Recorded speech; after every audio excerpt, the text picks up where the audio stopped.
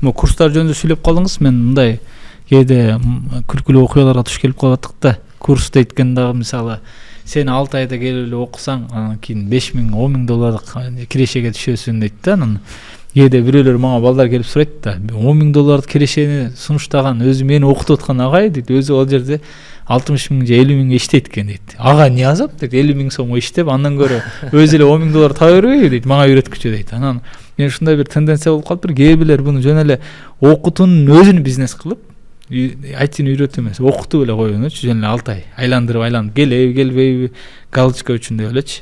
Анан мисалы окутуп атканда бирөө 60 000 окутуп атканда, анан тигилерге окутуп бүткөндөн кийин анан айтат экен да, караса бул окутуп кечке тердеп, доскага чийип, программный код жазып, башка кылып, бул 60 000 алып атат. А тиги менеджер деген жөн эле ошолорду топтоп коюп, башка кылып алып туруп, продажник деп коет да, кээ бир саткандар, курсту саткандар, алар 200 000ге чейин айлык алып атса, анан тиги ичи күйүп кетет экен. Анан айтат экен, ай шеф, мен 100 000ге чыгарайлы мен айлыгымды. Мен ушу 50-60 000 окута берем десе, анан тиги мынтип карайт экен да, буга 100 000 бергиче тиги окугандардын арасынан, бир курс бүткөндөрдүн арасынан мыктыраак болот да, бир аз тыңыраагы, үйрөнүп алганы. Ошону келе деп туруп, анын 50 000га десең жанында эле иштейт да, алчы, башка жумуш жок да пока. Аны алып туруп буну шыпырып эле, анан аны окутуп, анын эртең аппетити козголгон, аны шыпырып кийинкисин алып эле, бул жөн эле мындай куйругун бири-биринин куйругун куугандай эле бир бизнеске айланып калыптыр да. Анан козу карындай эле ушу көбөйгөн IT курстарды ушуну айтайын деп атканым да, сизде булардын келечеги барбы? Анан бизде мындай жөн эле сиз азыр жакшы айтып кеттиңиз, IT-ни мен өзүм 5 жыл окугандан кийин укмуш окубадым дебейм. Мындай түшүнөм да, IT бул бир программный продукт, үй сымал да, үй курган сымал. Анан анын өзүнүн фундаменти бар, анын дуалын тургузуу бар, анын чатырын жабуу бар, анын ичин шыбап, терезе, энек терезе коймой, эшик коймой деген бар да. Анын электричествосын алып келүү дегендейчи. Анан мисалы кээ бир IT курстар бар, алар көбүнчө мен ойлойм Кыргызстанда мындай бир эле тармагы бар да. Бай сиз айткандай бир эле тармагы бар. Ошол тармак мисалы шыбакчы деп коем да менчи. Шыбак. Анан ушу булар келет да, IT деген бул үй куруу деген бул шыбак деп эле шыбак эле үйрөтө берет да. Бул шыбактын адиси, шыбакты укмуш үйрөтөт. Баарын кылат. Анан шыбакчы деген Кыргызстанда көбөйүп кетти мисалы. Бирок күтүп отура беришет. Качан бирөө үй салып баштайт экен депчи. Бирөө фундамент куруш керек, анан дуал тургузса анан шыбайсың да. Эмнени шыбайсың? Эчтеке жок болсо. Бирөө проектирование. Ошого сиз айткандай элементарный мектепте бизде информатика сабагы деген, мен өзүм мектебимде мындай теория эле болгондо мен өмүрүмдө 2 жолу эле компьютерге отургам. 11 класс бүткүчө 2 жолу компьютерге отургам да. Анда дагы Кура деген оюн бар болчу, мындай тоок чыкканда атып коюп ойнойт элек да, тарс этип. Сендики ше прокатчыны экен, биздики жана сүрөт эле тартып чыкпайт. Жок, ал сүрөт да кичине пайда да. Ал пайда да. Мен 2 жолу эле флеш баскам мындай. Анан ошону биз информатиканы жакшыраак окутуп балдарга компьютерди эч болгондо базовый деңгээлде колдонууну, IT өзү кандай түргө бөлүнөт, кандай анын мисалы дизайны бар, графический дизайны бар, анын мисалы тиги веб дизайны, ошолордун баарын үйрөтүп койсок, бул адам мунун шыбакчысы бар экен, мунун тиги чатыр жапкан устасы бар экен, мен чатыр жапкан уста болайын, же мен мына болом десе, комплекстүү бизде түрдүү адистер чыгып, анан ушулар бириккенде бир программный продукт дүйнөгө да чыгарат эле да. Болбосо азыр мисалы Кыргызстанда 10 000 программист чыгардык деп мактанат, бирок кана 10 000 программисттен бир дүйнөгө берген биздин мындай күчтүү бир, хотя жөнөкөй айтканда Яндекстей бир, таксидей бир продолжениябыз барбы? Жасап койгон жок болуп атпайбы?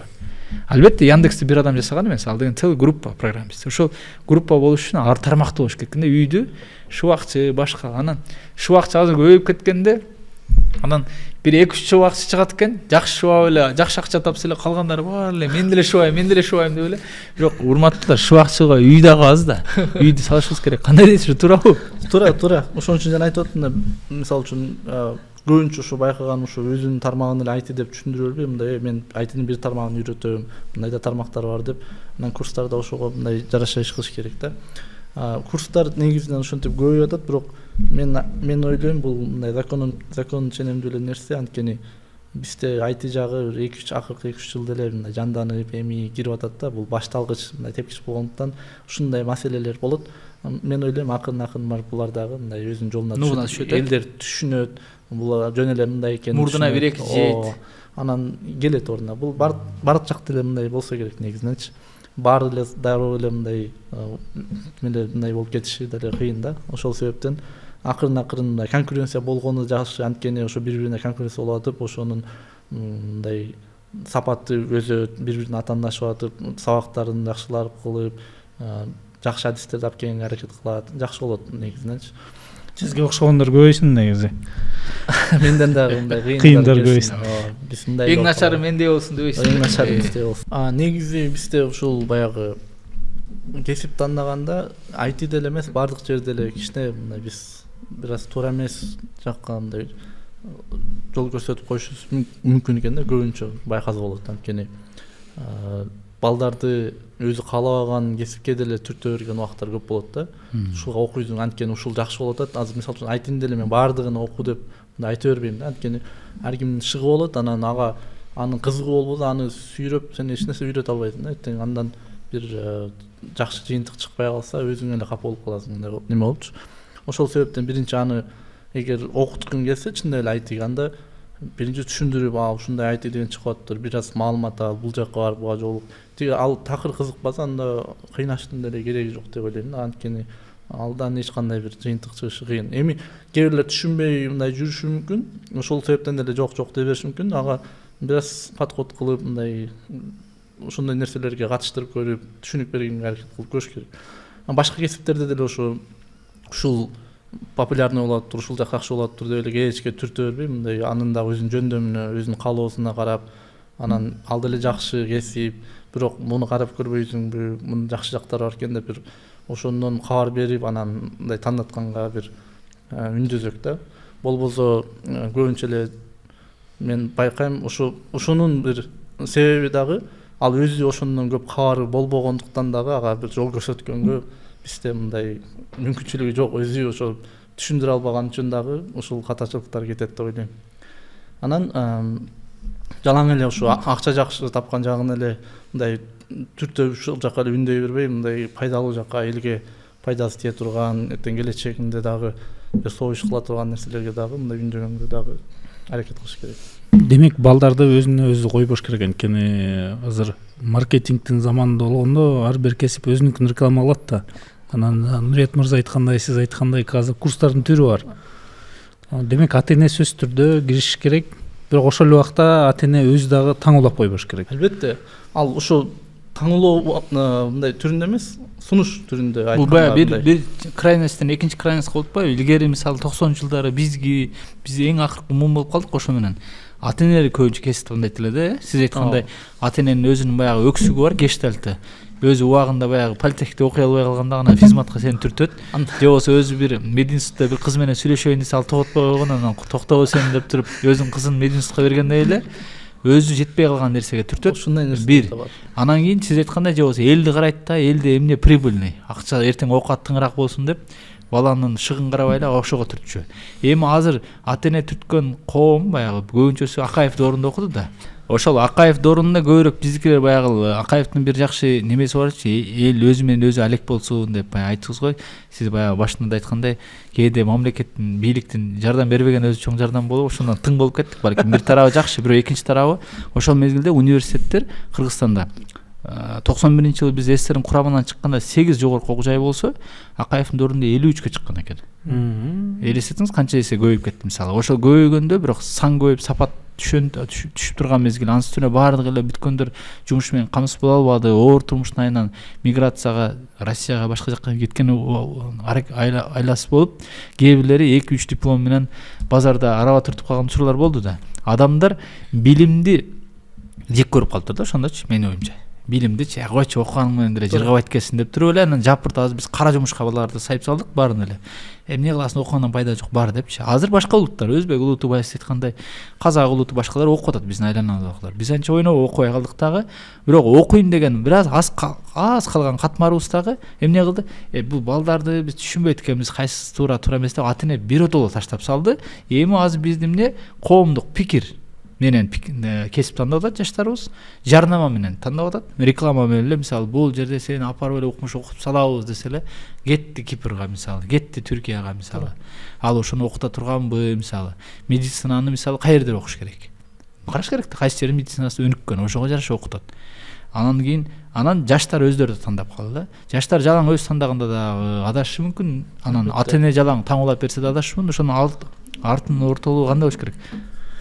ошону караганда мисалы үчүн азыр сыртка чыкканда мындай бир ал бала ошол жерде билим чындап эле жакшыбы жаманбы эмес, сиз айткандай ошол чыкканы эле мындай ал мындай мода болот да, жөн эле ошо сыртка чыккан деген нерсе мындай кызык болуп атат да. Бирок барганда ал бирден да жаман окутушу мүмкүн. Болгону сен Италияда окуп атасың деген нерсе ат эле бар, ат эле бар да мисалы үчүн. Эми аны биринчи аякты изилдеп көрүп чындап эле жакшы окутабы, мен ошолуктан эмне пайда алам, ошол нерселерди дагы мындай карап алганга туура келет. Анан сыртка чыгып окуп келип туруп окуй бул кыйын, баары кыйын болуп кетпейт ал жакта делечи. Бул жерден деле окуп андан кыйын чыгышат да негизи, андай бар. Мисалы үчүн биздин медициналык жактан окуубуз жакшы деп эсептешет көп немелердечи. Анткени бизде чындап эле күчтүү болгону биздин кадрлар бул жерде калбай чыгып кетип аткан маселе да. Анан баягы инфраструктурный баягы бир маселе бар. Биздин баягы аппараттар, башка нерселер жетишсиздиги. Кичине аксайбыз чындап эле. Бирок ал нерседен карабай эле чындап үйрөткөндөр жакшылап үйрөтө берет экен да. Мисалы үчүн медицина жактан мисалы үчүн индус башкалар жөндөн эле кызыгып келген деле жери жок. Жакшы чындап эле мындай. Эмнеге ошончо индус мисалы Өзбекстанга барып окубайт же Казакстанга окубайт э? Мисалы мен өзүм атам медик болгон үчүн көп окучумун, атам постсоветтик өлкөлөрдүн ичинен Москвадан кийин эле Фрунзе экинчи орунда турчу депчи, медицина боюнча. Ташкент, Фрунзе, ушу Москва үчөө алдыңкылар депчи. Ошон үчүн каалайбыз. Анын үстүнө согуш мезгилинде көп жөөттөрдүн көбү заводдор менен медицина факультеттери көбү Фрунзеге келип калган экен да. Анан кайра согуштан кийин кетпей көнүп калып кеткен дагы Кыргызстандагы чыныгы немени медицинаны калыптандырган булар жөөттөр экен. Чындыгында профессор, академиктердин көбү жөөттөр, еврейлер ошолор түптөп кеткен. Школа бир мындай мектеп бар экен да. Анан кийинки суроо сизге бир мындай да, биз физматта окуп жүрүп дагы программированияны окуп татаал болду да биз үчүнчү. Анткени математиканын эле өзү 7-8 түрүн окучубуз. Балким баягы курстарда антиматематика окутпастыр, бизди программированияда окутканда мисалы вычислительная математика, матанализ, дискретная математика, комбинаторика деп ар бир өзүнүн математиканын немери бар да, бөлүмдөрү. Ошолордун баардыгын окутуп, анан архитектура ЭВМ деп ошонун баарын үйрөтчү да. Анан бизде азыр кээде ушундай балдар бар, жадыбал сурасаң билбейт да, таблица умножения. Анан кийин мен дейт курска барып эле дейт программирование үйрөнүп алам дейт. Анан мен айтам, ооба, сен баягы шубакты үйрөнгөндөй эле, бирок сен элементарный математикалык мындай, математика деген бул логика да. Ансыз кыйын болот. Систем деп коебу азырчы, так илимдер. Анан так илимдерди түшүнбөй туруп эле ушу программист болуу мүмкүнбү сиздин практикаңыздан айтсаңыз? Негизи ошол сиз айткандай бул математика, логиканы күчтөнтөт да. Канчалык баягы сен ал менен иштеген сайын, аны үйрөнгөн сайын сен логикаңа жардам берип, чындап эле математиканы жакшы билсең, логикаң да жакшы иштейт негизинен. Анан кээ бирлер чындап эле тубазадагы логикасы жакшы иштеши мүмкүн, мындай делечи. Математикасы жок элечи. Ал жагы да бар. Бирок IT-ни үйрөнсө болот негизи. IT дегенде бул жана айткандай дагы бул мындай өтө чоң неме да. Ичинде программа жазбай деле иштей турган нерселер бар да, мисалы үчүн. Ошол нерселерди үйрөнсө болот. Анан программа жазганда дагы программа жазгандардын да уровендери бар да. Деңгээлдер болот. Ошол деңгээлдерди дагы ошого карап, анан мисалы үчүн чоң компаниялар ошол себептен аябай оор маселелер берип туруп анан тандап алат, мисалы үчүн. Аларга анткени жакшы инженер деген толтура, бирок жакшы инженер жок да. Маселе ушул жерде. Айтышник бардык эле адам болот, бирок сен кандай айтышник болосуң деген маселе. Шубакчы толтура, бирок үйдү с нуля баягы до ключа деп коет го биздикилер. Ошондой бүтүрө турган инженер аз. Шубактын дагы сен канчалык ошону мисалы үчүн мындай сапаттуу кыла аласың, кырын чыгарып, сен канчалык мындай креатив коюш аласың, канчалык аны мындай ошол мастер боло аласың да. Шубакчы деле көп, бирок бардык эле шубакчы сону шубай бербейт да. Ошол сыяктуу эле инженерлерде кайсы тармак болбосун, ошол анын канчалык үйрөнгөнүнө, ошол логикасына жараша кете берет. Ошого жараша да айлык аласың дегендей.